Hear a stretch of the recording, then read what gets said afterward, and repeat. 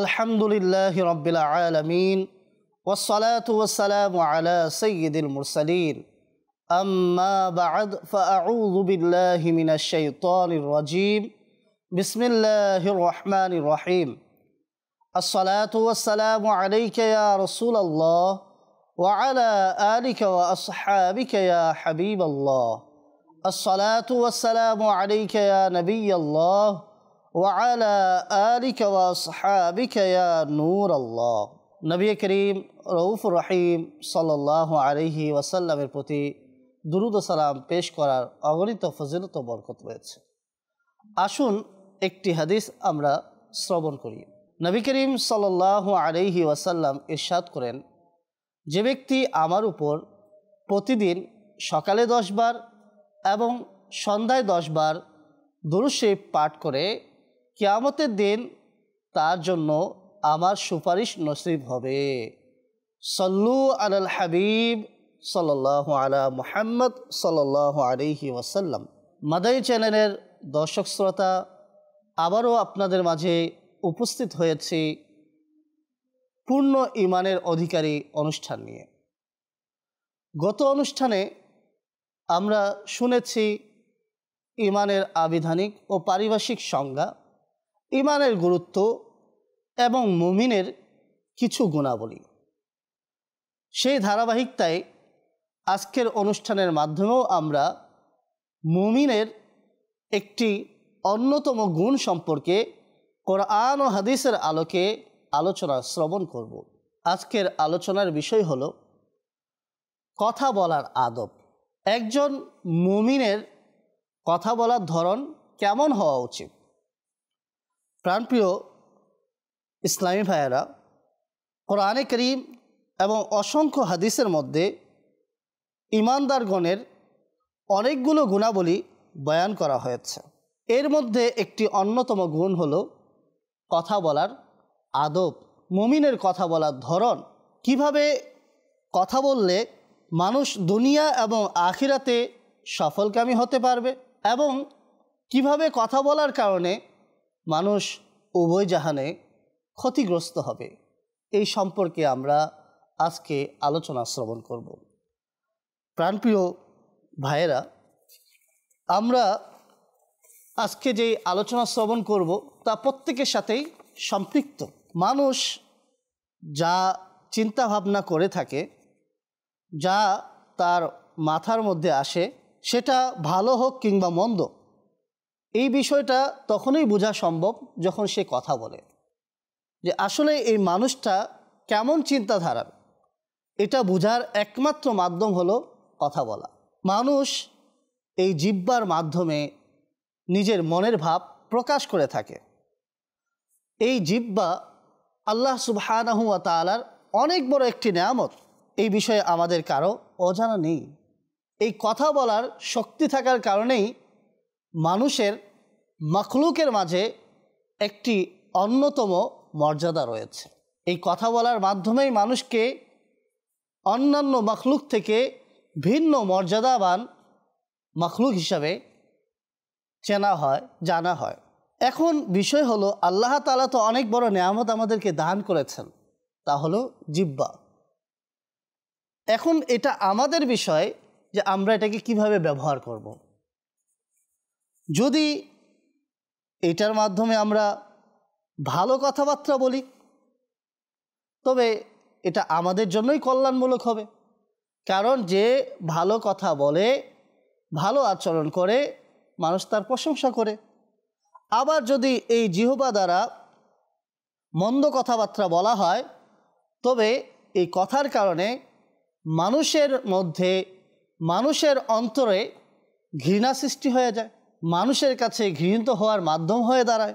এই জিহ্বা এমন একটি নেয়ামত যা যথাযথভাবে ভালোভাবে ব্যবহার করলে তা জান্নাতে নিয়ে যাওয়ার মাধ্যম হতে পারে। আবার যদি এই জিহ্বা দ্বারাই আমরা গুনাহ ভরা কথাবার্তা বলতে থাকি, তবে এটা আমাদেরকে জাহান্নামে নিয়ে যেতে পারে।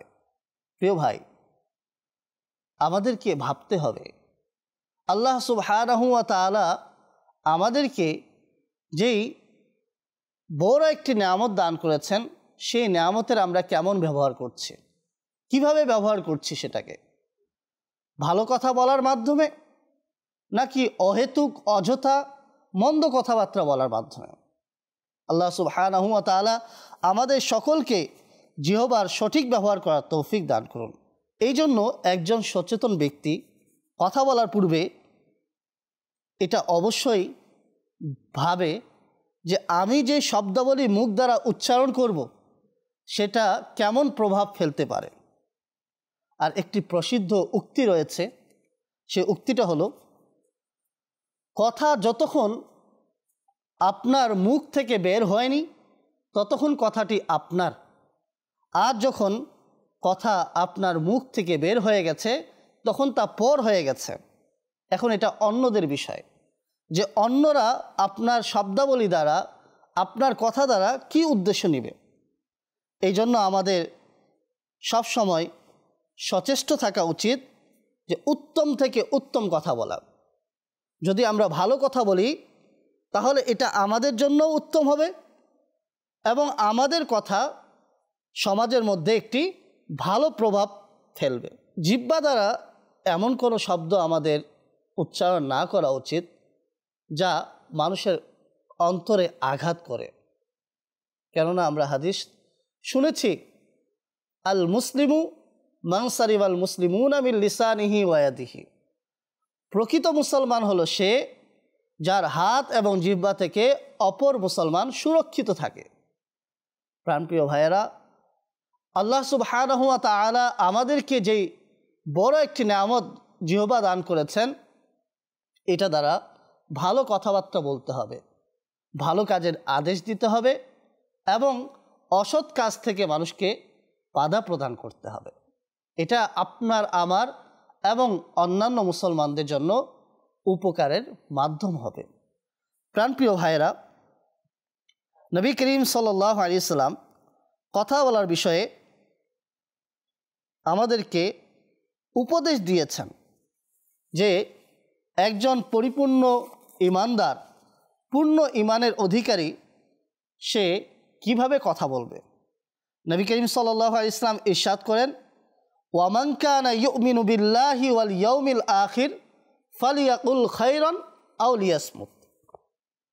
অর্থ, যে ব্যক্তি আল্লাহ তাআলা এবং আখিরাত দিবসের উপরে ঈমান রাখে সে হয় ভালো কথা বলবে, না হয় চুপ থাকবে। আল্লাহু আকবার। এই হাদিস দ্বারা আমরা জানতে পারলাম যেই ব্যক্তির পূর্ণ ঈমানের অধিকারী হওয়ার আকাঙ্ক্ষা রয়েছে, যে ব্যক্তি ওই সকল ব্যক্তিদের অন্তর্ভুক্ত হতে চায় যাদের গুণাবলী আল্লাহ সুবহানাহু ওয়া তাআলা পবিত্র কোরআনে বয়ান করেছেন, এমন আকাঙ্ক্ষাকারী মুসলমানদের জন্য আবশ্যক হলো তারা যেন নিজের জিহ্বা ব্যবহারের ক্ষেত্রে সতর্ক থাকে। যদি কথা বলার ইচ্ছা হয় তবে যেন ভালো কথা বলে, কল্যাণমূলক কথা বলে। আর যদি ভালো কোনো কথা না থাকে তবে যেন চুপ থাকে। নবী করিম সাল্লাল্লাহু আলাইহি সাল্লামের হাদিসের একটি বৈশিষ্ট্য হলো জাওয়ামিউল কালিম হওয়া। জাওয়ামিউল কালিম বলতে বোঝায় শব্দ কম হবে, অর্থ ব্যাপক হবে। যেমন এই হাদিসটি আমরা পড়লাম, এই হাদিসের মধ্যে যদিও বা শব্দ কম কিন্তু এর অর্থ, এর ভাবার্থ অনেক ব্যাপক, যা আপনাকে আমাকে পৃথিবী এবং আখিরাতে সফল হওয়ার উপদেশ দেয়, সফল হওয়ার রাস্তা দেখায়। আলহামদুলিল্লাহ, নবী করিম সাল্লাল্লাহু আলাইহি ওয়াসাল্লামের এক একটি হাদিস আমাদের জীবনকে সুন্দরভাবে পরিচালনা করার জন্য অন্যতম মাধ্যম। প্রাণপ্রিয় ভাই, নবী করিম সাল্লাল্লাহু আলাইহি ওয়াসাল্লামের বাণীর মধ্যে আমাদের জীবনযাপনের প্রত্যেকটি বিষয় উল্লিখিত রয়েছে। একটি প্রসিদ্ধ উক্তি আপনাদের সামনে উপস্থাপন করব যে জিহ্বার আঘাত কেমন গভীর হয়ে থাকে। অর্থ, ভাবার্থ হলো যে তীরের আঘাতের মাধ্যমে যে ক্ষত হয় তার চিকিৎসা রয়েছে, তবে জিহ্বার আঘাত দ্বারা যেই ক্ষত হয় তার কোনো চিকিৎসা নেই। তাহলে বোঝা গেল কেউ যদি তরবারি দ্বারা আঘাত করে সেটা দ্বারা যে ক্ষত হবে সেটা চিকিৎসা তো বটেই আছে, হয় তাড়াতাড়ি সুস্থ হবে কিংবা একটু বিলম্ব হবে। কিন্তু কেউ যদি কারো মনে কথার মাধ্যমে আঘাত দেয় তো এই আঘাতকে দূর করার চিকিৎসা নেই। সুতরাং আমাদেরকে সর্বদা মানুষের অন্তরে আঘাত পৌঁছানো থেকে বিরত থাকতে হবে। যেভাবে কথা বলার মাধ্যমে আমরা পৃথিবীতে কারো মনে আঘাতকারী হয়ে যেতে পারি, ঠিক তদ্রূপ আখিরাতেও এর ফলে আমরা গ্রেফতার হতে পারি। এবং অসংখ্য গুনাহের মূল হলো এই জিহ্বা। নবী করিম সাল্লাল্লাহু আলাইহি ওয়াসাল্লাম তাই বলেছেন, যদি কথা বলার ইচ্ছে থাকে তবে ভালো কথা বলো, কল্যাণমূলক কথা বলো, অন্যথায় চুপ থাকো। আমরা যদি এই হাদিসের উপরে আমল করতে সক্ষম হয়ে যাই তবে আমরা উভয় জগতে সফলকামী হয়ে যাব। হযরতে সাইয়্যিদুনা আবু সাঈদ খুদরি রাদিয়াল্লাহু তাআলা আনহু থেকে বর্ণিত, যখন মানুষ সকালে উঠে তখন তার সকল অঙ্গসমূহ জিহ্বাকে উদ্দেশ্য করে বলে, আমাদের ব্যাপারে আল্লাহকে ভয় করো, কেননা আমরা তোমার সাথে সম্পৃক্ত। এই হাদিসের ভাবার্থ হলো যে তুমি যদি সঠিক থাকো তাহলে আমরাও সঠিক থাকব, আর তুমি যদি বেঠিক হয়ে যাও তাহলে আমরাও বেঠিক হয়ে যাব। তিরমিজি শরীফের হাদিস। এই হাদিসের ভাবার্থ দ্বারা আমরা এটাই বুঝতে পারলাম যে জিহ্বা দ্বারাই সকল অঙ্গসমূহ পরিচালিত হয়। জিহ্বা যদি সঠিক পথে চলে, সঠিক দিশা দেয়, তাহলে বাকি অঙ্গসমূহ সেদিকেই পরিচালিত হয়। মুফতি আহমদ ইয়ার খান নাইমি রহমতুল্লাহি তাআলা আলাই এই হাদিসের ব্যাখ্যায় বলেন যে লাভ ও ক্ষতি, শান্তি ও কষ্টে, হে জিহ্বা আমরা তোমার সাথে সম্পৃক্ত। যদি তুমি খারাপ হয়ে যাও তবে এর প্রভাব আমাদের উপরে পড়বে, আর যদি তুমি সঠিক হয়ে যাও তবে এটারও প্রভাব আমাদের উপরে পড়বে। এটাই হলো মুফতি আহমদ ইয়ার খান নাইমি রহমতুল্লাহি তাআলা আলাইহির কথার সারাংশ। মনে রাখা উচিত জিহ্বা এটা হলো মনের ভাষ্যকার, অর্থাৎ আপনার মনে কি আছে সেটার ভাষ্যকার হলো আপনার জিহ্বা। আপনার চিন্তাধারা যদি ভালো হয়ে থাকে তাহলে এই জিহ্বা আপনার সেই ভালো চিন্তাধারাকে প্রকাশ করবে, আর যদি আপনার চিন্তাধারা খারাপ হয়ে থাকে তবে এই জিহ্বা আপনার খারাপ চিন্তাধারাকে প্রকাশ করবে। প্রাণপ্রিয় ভাইয়েরা, আমাদেরকে জিহ্বার সঠিক ব্যবহার প্রতি সচেষ্ট থাকতে হবে। জিহ্বা দ্বারা উচ্চারিত শব্দাবলী যেভাবে ধ্বংসের কারণ হতে পারে, এভাবে আখিরাতে জাহান্নামে নিয়ে যাওয়ারও মাধ্যম হতে পারে। এই কারণে বিশেষ করে আমরা যারা দায়িত্বশীল থাকি তাদেরকে এই বিষয়ে বেশি খেয়াল রাখা, নিজের অধীনস্থদের ব্যাপারে সতর্ক থাকা, পিতামাতার সন্তানের ব্যাপারে সতর্ক থাকা, শিক্ষকের শিক্ষার্থীর বিষয়ে সতর্ক থাকা, এমন কথা না বলা যার কারণে সে নিরাশ হয়ে যায়। পরাজিত হওয়ার অন্যতম মাধ্যম হলো নিরাশ হয়ে যাওয়া। একটা মানুষ যখন নিরাশ হয়ে যায় সে অটোমেটিক সে পরাজিত হয়ে যায়। এই জন্য অধীনস্থদেরকে সবসময় উৎসাহিত করতে থাকা উচিত, তাদেরকে এমন কথা না বলা যার কারণে তারা নিরাশ হয়ে পড়ে। আল্লাহ সুবহানাহু ওয়া তাআলা আমাদেরকে নিজের অধীনস্থদের প্রতি সহায় হওয়ার, তাদের সাথে সুন্দর আচরণ করার এবং তাদেরকে ভালো উপদেশ দেওয়ার তৌফিক দান করুন। নবী করিম সাল্লাল্লাহু আলাইহি ওয়াসাল্লাম ইরশাদ করেছেন যে মানুষ ভালো কথা বলে দেয় তবে তার পরিণাম সে জানে না। এর ফলে তার জন্য আল্লাহ তাআলার সন্তুষ্টি ওই দিন পর্যন্ত লিপিবদ্ধ করা হয় যেদিন সে আল্লাহ তাআলার সাথে সাক্ষাৎ করবে। আর একজন মানুষ মন্দ কথা বলে দেয়, যার পরিণাম সে জানে না। আল্লাহ এই কারণে নিজের অসন্তুষ্টি ওই দিন পর্যন্ত লিখে দিবেন যখন সে আল্লাহ তাআলার সাথে সাক্ষাৎ করবে। সুনানে তিরমিজি শরীফের হাদিস। প্রাণপ্রিয় ইসলামী ভাইয়েরা, মাদানী চ্যানেলের দর্শক শ্রোতা, এখান থেকে আপনি আমি কি শিক্ষা পেলাম? হাদিস আমাদেরকে উপদেশ দিচ্ছে, যদি আমরা ভালো কথা বলি তো হতে পারে এই ভালো কথার কারণে আল্লাহ তাআলার সাথে সাক্ষাতের পূর্ব পর্যন্ত আমাদের আমলনামায়, আমাদের রেজিস্টারে আল্লাহ তাআলার সন্তুষ্টি লিপিবদ্ধ করা হবে। আবার যদি এই জিহবা দ্বারাই আমরা মন্দ কথা বলে থাকি, তবে এমনও হতে পারে যে আল্লাহ তাআলার সাথে সাক্ষাতের দিন পর্যন্ত আল্লাহ তাআলার অসন্তুষ্টি লিখে দেওয়া হবে।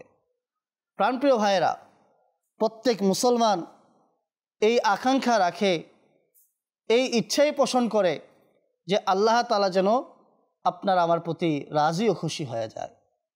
আল্লাহ তাআলার সন্তুষ্টিই হলো একমাত্র মাধ্যম বিপদ আপদ জাহান্নাম থেকে মুক্তি পাওয়ার। আল্লাহ তাআলা অসন্তুষ্ট হয়ে গেলে উভয় জাহানে ধ্বংস হওয়া ছাড়া কোনো উপায় নেই। আসুন আমরা আরেকটি হাদিসে মোবারকা শ্রবণ করি। হযরতে আব্দুল্লাহ ইবনে সুফিয়ান রহমতুল্লাহি তাআলা আলাইহি বলেন যে তার পিতা বর্ণনা করেছেন, আমি নবী করিম সাল্লাল্লাহু আলাইহি ইসলামের দরবারে উপস্থিত হলাম এবং আরজ করলাম, ইয়া রাসূলুল্লাহ সাল্লাল্লাহু আলাইহি সাল্লাম, আমাকে ইসলামের এমন কোনো বিষয়ের খবর দিন যার ব্যাপারে আপনার পরে আর কাউকে জিজ্ঞেস না করি। তখন নবী করিম সাল্লাল্লাহু আলাইহি সাল্লাম ইরশাদ করলেন, বলো, আমি ঈমান আনয়ন করেছি, অতঃপর এই ঈমানের উপরে অটল থাকো। অতঃপর আমি আরজ করলাম, কোন বস্তুকে ভয় পাব? তখন নবী করিম সাল্লাল্লাহু আলাইহি সাল্লাম নিজের মোবারক হাত দ্বারা নিজের জিহ্বার দিকে ইশারা করলেন। ইহইয়াউল উলুমের মধ্যে এটি উল্লেখিত রয়েছে। মাদানী চ্যানেলের দর্শক শ্রোতা, এই হাদিসের মধ্যে নবী করিম সাল্লাল্লাহু আলাইহি সাল্লাম কথা বলার ধরনের শিক্ষা দিয়েছেন। অর্থাৎ জিহবা দ্বারা ভয় করো, কেননা এই জিহবা তোমাকে ধ্বংসে নিক্ষেপ করে দিতে পারে। এই জিহবার ব্যবহারের ক্ষেত্রে সতর্ক থাকো, কেননা অসংখ্য গুনাহের অন্যতম কারণ হলো জিহবা। আমরা দেখি লক্ষ্য করে কারো গীবত করা, কারো মনে কষ্ট দেওয়া, ফাহেশা কথাবার্তা বলা ইত্যাদি অসংখ্য গুনাহ এই জিহ্বার মাধ্যমে সংগঠিত হয়ে থাকে। সত্যি, যদি জিহ্বা সঠিকভাবে ব্যবহৃত না হয় তবে মানুষ অনেক মুসিবতের শিকার হয়। যেমন এই জিহ্বা দ্বারা কাউকে এমন কথা বলা হলো যার কারণে সে রাগান্বিত হয়ে গেল, আর রাগের কারণে কখনো কখনো এমনও হয়ে যায় যে মানুষ মানুষকে আহত করে দেয়, মানুষ মানুষকে হত্যা করে ফেলে, এই শুধুমাত্র এই জিহ্বার ব্যবহারের মাধ্যমে। আবার এই জিহ্বার উত্তম রূপে ব্যবহার করা মানুষকে সমাজের মাঝে একজন মর্যাদাবান ব্যক্তি হিসেবে পরিচিত করে দেয়। প্রাণপ্রিয় ইসলামী ভাইয়েরা, আমরা জানতে পারলাম যে জিহ্বার সঠিক হওয়া না হওয়ার উপরে অন্তরের সঠিক হওয়া না হওয়া নির্ভর করে। আমি যদি সঠিক চিন্তাধারার মানুষ হয়ে থাকি তাহলে আপনার আমার জবান দিয়ে, আপনার আমার জিহ্বা দ্বারা ভালো কথাবার্তাই প্রকাশিত হবে। প্রাণপ্রিয় ইসলামী ভাইয়েরা, যেমনটি নবী করিম সাল্লাল্লাহু আলাইহি ইসলাম ইরশাদ করেন, মানুষের ঈমান ততক্ষণ পর্যন্ত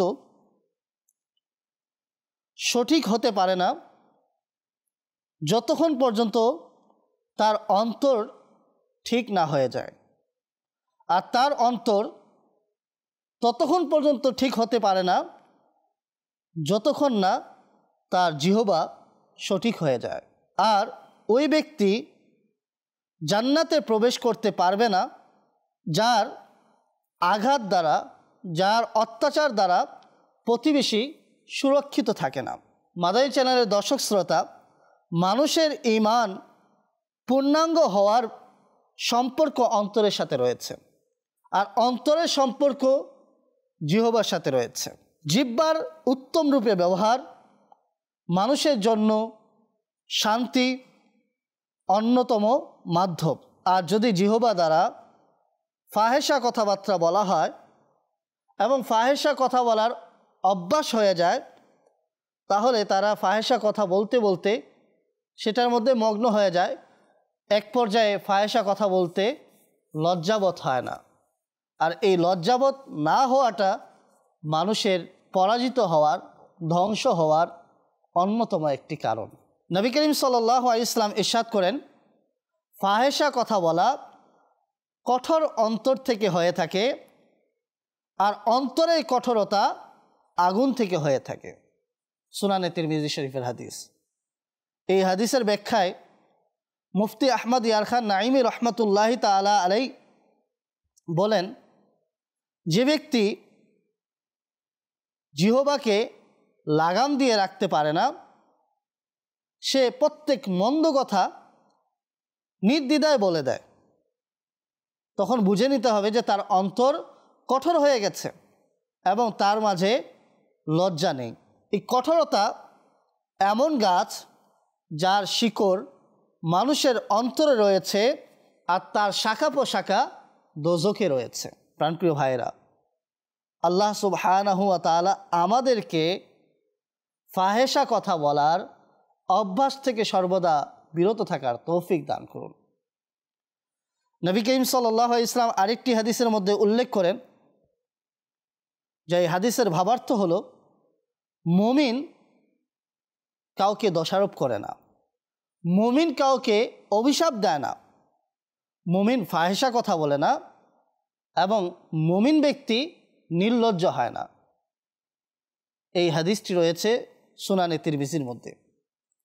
নবী করিম সাল্লাল্লাহু আলাইহি ওয়াসাল্লাম ঈমানদারদের কথোপকথনের আদবের শিক্ষা দিতে গিয়ে যেই বিষয়গুলো খেয়াল রাখতে বলেছেন, তা হলো মুসলমানের কথা বলার ধরন উত্তম হওয়া, এবং কোনো মুসলমানকে দোষারোপ না করা, এবং কোনো মুসলমানের নিন্দা করা থেকে বিরত থাকা। মাদানী চ্যানেলের দর্শক শ্রোতা, যে চুপ থাকা মিজানে মানুষের আমলকে ভারী করার মাধ্যম। এই কারণে অহেতুক কথাবার্তা থেকে বিরত থেকে সব সময় চুপ থাকার অভ্যাস গড়ে তোলা উচিত। যদি ভালো কথা বলার থাকে তাহলে ভালো কথা বলতে হবে, কেননা চুপ থাকাও কি একটি ইবাদত। মানুষ যদি নেক কাজ ব্যতীত চুপ থাকে তবে এটা শয়তানকে দূরীভূত করে, আর চুপ থাকা নেক কাজে সহযোগী হয়ে থাকে। চুপ থাকা এটাও আল্লাহ তাআলার অনেক বড় নেয়ামত। হযরতে সৈয়দনা সুলাইমান আলাইহিস সালাম ইরশাদ করেন, যদি কথা বলা রূপা হয়ে থাকে তবে চুপ থাকা স্বর্ণ। আল্লাহ সুবহানাহু ওয়া তাআলা আমাদেরকে জিহবার সঠিক ব্যবহার করার তৌফিক দান করুন। আমিন। সল্লু আলাল হাবিব সাল্লাল্লাহু আলা মুহাম্মদ সাল্লাল্লাহু আলাইহি ওয়াসাল্লাম।